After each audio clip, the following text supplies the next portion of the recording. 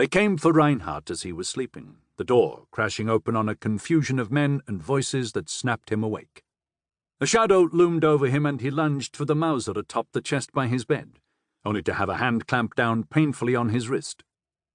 "Lieutenant Reinhardt!" Someone shone a torch down on him. He blinked the light from his eyes, turning his head away. A sense of wide shoulders, light glinting on the rim of a helmet. "Get that bloody light out of my face!" "Lieutenant Reinhardt?" the voice asked again, the hand pressing down harder. Reinhardt took his other hand out from under his pillow, moving slowly, and pushed firmly. The light flicked away. The hand lifted from his arm.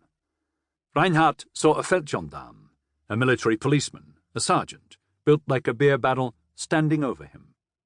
The policeman was blinking down at the little Jäger pistol Reinhardt had pushed into his groin.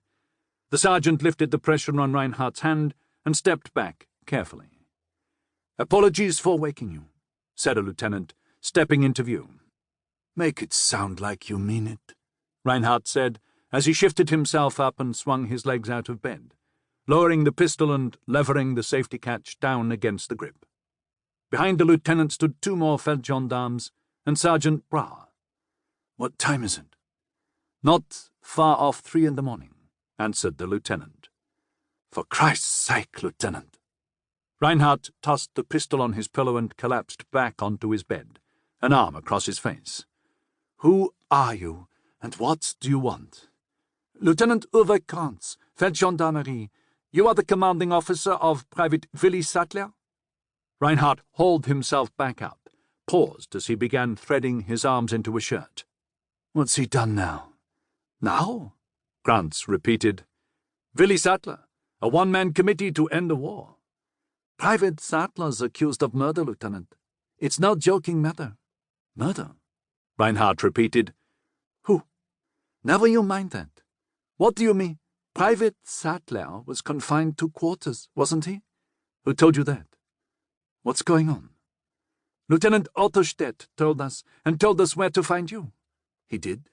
That officious little—" The rest of Reinhardt's words were swallowed as he levered the shirt over his head, and a Sergeant Bra coughed loudly. "But be quiet and answer my questions, Lieutenant Reinhardt. Things will go faster that way."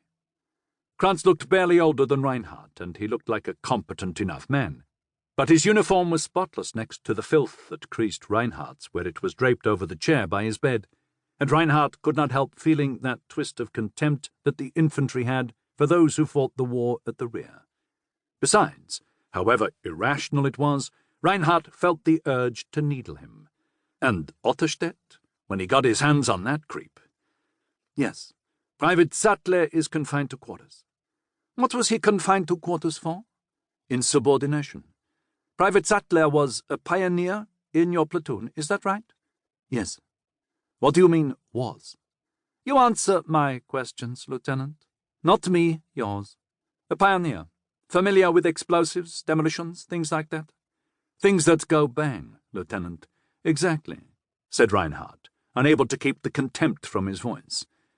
"I'm starting to see where Private Sattler got his attitude.